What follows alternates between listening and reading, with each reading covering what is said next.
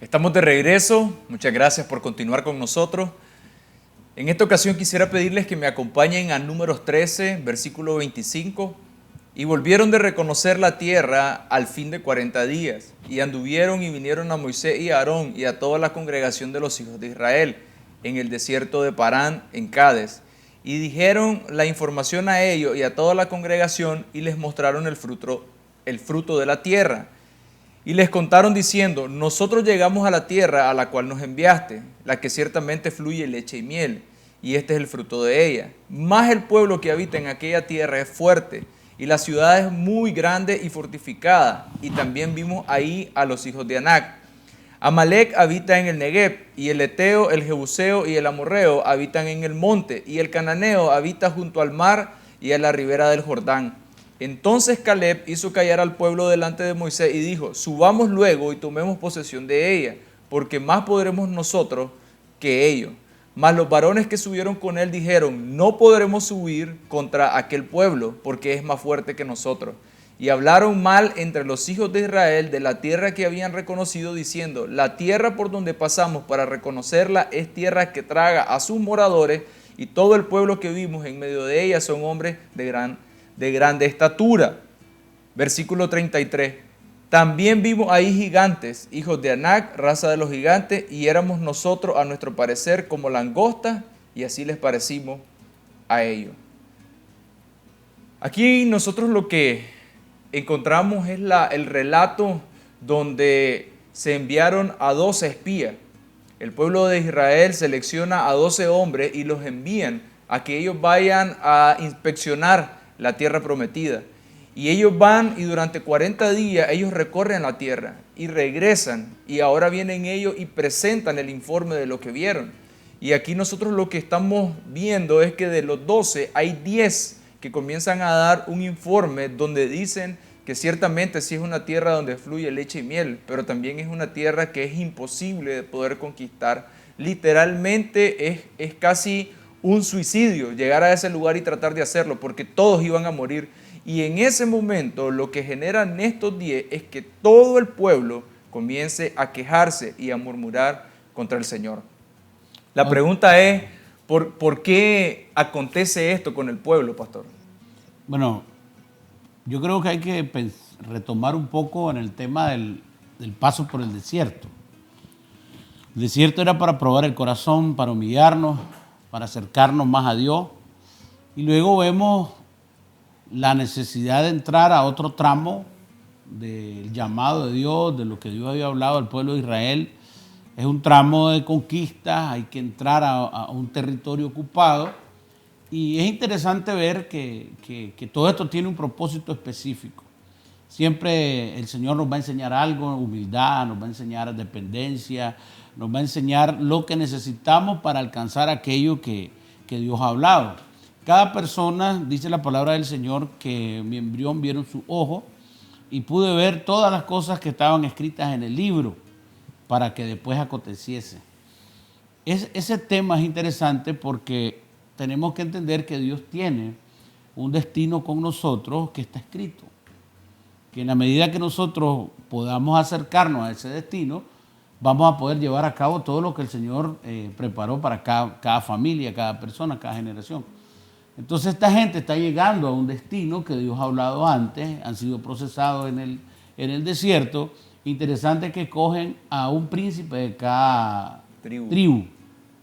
Es una posición de autoridad, pero también es una persona representativa de una generación.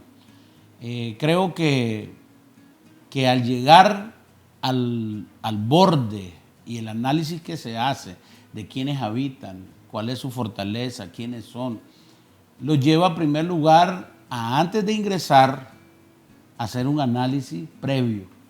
Que uno de los problemas más graves que tenemos nosotros es entrar a ciertos ámbitos sin entendimiento de lo que viene.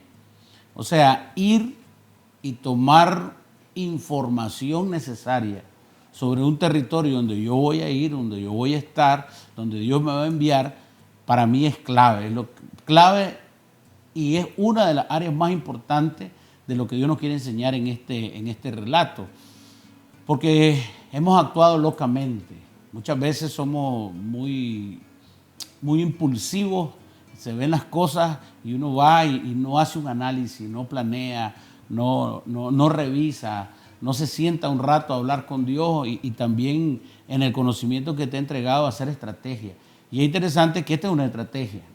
No está entrando todo el pueblo, se está proponiendo 12 personas capacitadas que deberían de tener una autoridad mayor y también una manera de ver las cosas diferente. Gente que ha sido preparada desde niño, porque un príncipe lo preparaban desde niño.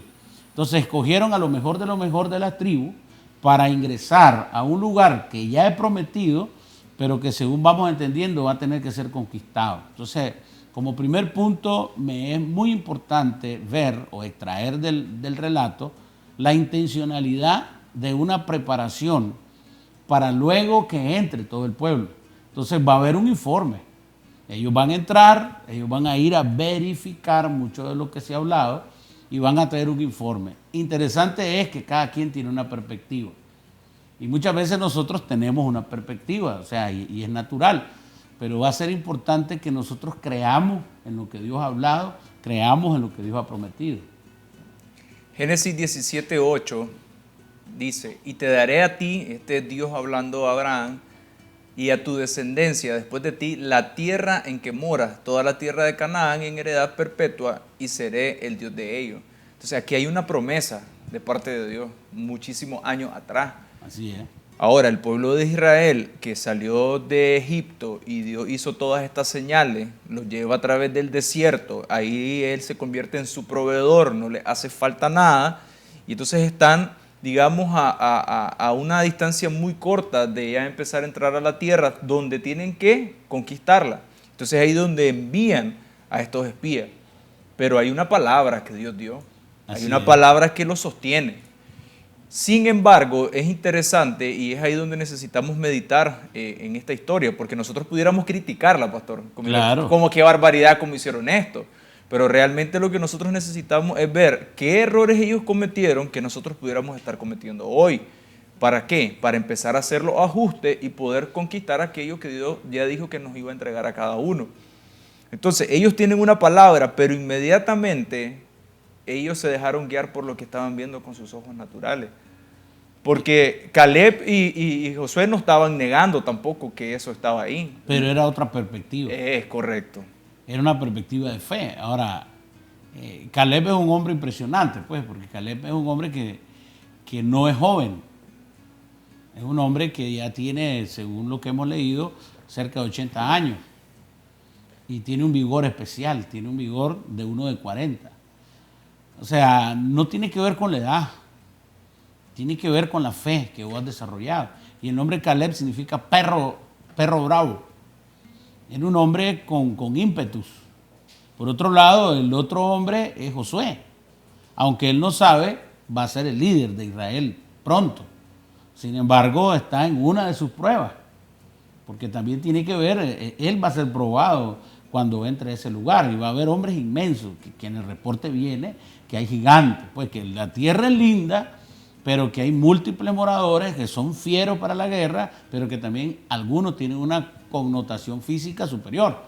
Sin embargo, estos dos, Caleb y Josué, son dos personajes que literalmente van a liderar una generación, pero son escogidos todos. Este es otro punto importante.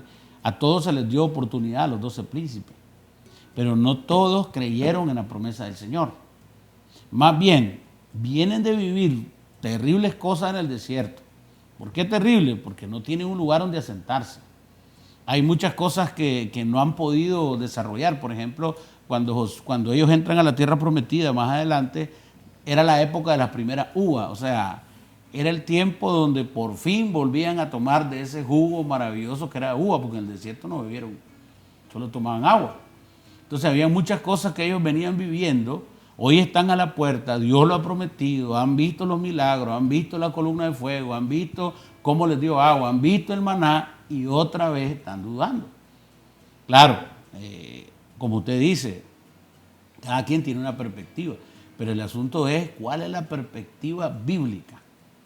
Dios ha prometido. Dios dio una palabra, Dios lo sostuvo, Dios le abrió el mar rojo, Dios lo sacó de la esclavitud en Egipto, pero otra vez están dudando de la palabra. Hoy en día, con todo lo que hay, y usted hablaba de la percepción humana, con toda la información que hay, vana, mentirosa, que no tiene fundamento en Dios, es como un distractor de lo que Dios realmente quiere que veamos. Y esta gente se fue por ahí, pues, algo lo distrajo. Igual los apóstoles cuando la barca, la ola, el viento, el que casi se voltean y no entendían que tenían atrás al Redentor. Y él estaba tranquilo, estaba dormido y todavía lo regañan. ¿Por qué te duermes? Otra vez el ser humano tiene la promesa, pero no la logra capturar en su fe. Y en este caso, estos grandes príncipes, 10 de ellos no la habían visto, aunque habían visto el respaldo de Dios. Y estos hombres eran personas en autoridad. Sí. Y no tenía que ver solamente con una autoridad de liderazgo en lo natural, sino que creo que también de alguna manera ellos tenían una autoridad en la parte espiritual. O sea, que no eran cualquiera los que estaban ahí, ¿no? No es cualquiera el que se envió, no es cualquiera el que se escogió, porque entre cientos, entre miles, escogieron uno, los 12 que van. Pero hay algo que les pasa. Y en 1 Corintios 16 nos dice, estas cosas sucedieron como ejemplo para nosotros, para que no codiciemos cosas malas como ellos codiciaron. Entonces es ahí donde necesitamos revisar qué cosas están pasando hoy en nuestra vida que necesitamos hacer los ajustes. Y lo primero que pudiéramos decir, base a lo que hemos compartido en este programa, pero en lo que compartimos en los programas anteriores, donde nosotros decíamos que de alguna manera todos nosotros en algún momento vamos a transicionar por un desierto, pero que cuando nosotros vayamos a transicionar en ese desierto necesitamos estar claros que tenemos que guiarnos más por la parte espiritual que dejarnos guiar por nuestros ojos naturales. ¿Pero qué es la parte espiritual? Es la obediencia a la palabra. Porque al final dice Salmos 37:5, encomienda a Jehová tu camino y confía en Él y Él hará. La primera plataforma que tenemos espiritual es la Escritura. La Escritura es vida, es espíritu. La Escritura es la vida de Cristo plasmada ahí, es inspirada por el Espíritu Santo. Entonces, antes de querer yo ver un montón de cosas, no sé, en unos planos espirituales, lo más espiritual que tengo antes es la Escritura. Y en este momento Dios le dijo, ya les había dicho, voy a hacer esto con ustedes. Y les da orientaciones de que tomen la tierra. O sea, literalmente le dice, tomen la tierra y tomen posesión de ella. Ni siquiera es, como te dijera, una solicitud que no tenga respaldo. Vean cómo hacen. No, cuando Dios les está diciendo, le dice, literalmente al darle esa orden, está soltando un respaldo sobre ellos. Ahora, ellos van a vivir su lucha como la vivimos nosotros todos los días. Sin embargo, ¿qué Dios nos ha dicho en la palabra para este tiempo? Que Dios está con nosotros, que Dios nos va a respaldar, que pongamos la confianza en el Señor y Él hará. Dios guardará en completa paz a aquel en cuyos pensamientos en Dios perseveran, porque en Él ha confiado. Es tiempo de confiar en Dios, nuestros proyectos. Estamos arrancando el año, prácticamente es un nuevo territorio, son nuevas acciones que vamos a tomar, son nuevos alcances y hoy necesitamos confiar en el Señor y llegar a ese nivel de fe donde lo que el Señor ha hablado a través de las Escrituras se vuelve exactamente mi forma de vivir y por lo que vivo. En esta historia hay algo que me llama la atención y es que tenemos al pueblo cautivo en Egipto, pero luego tenemos una tierra que van a ir a conquistar, que es la tierra prometida, pero en medio está el desierto. Y me llama la atención porque muchas veces cuando escuchamos desierto pensamos en cosas malas, cosas difíciles, pero hay un propósito del desierto y el desierto tiene que ver, una de las cosas clave, con generar una dependencia en nuestra vida para con Él. Porque cuando nosotros vamos al desierto, de alguna forma nos desconectamos de todo aquello que nos distrae. Y lo que hace es que prestemos atención solamente en Él. Y si nosotros sacamos el provecho del desierto y cumplimos con ese propósito en nuestra vida, cuando vayamos a la tierra prometida a conquistarla y miremos todas las cosas difíciles, vamos a decir, es que no se trata con mi fuerza, se trata del que está conmigo. Y esa es una de las cosas que nosotros necesitamos prestar atención hoy. Saber que no se trata con nuestra fuerza, sino que se trata de Él en nosotros. Vamos a ir a un corte y regresamos.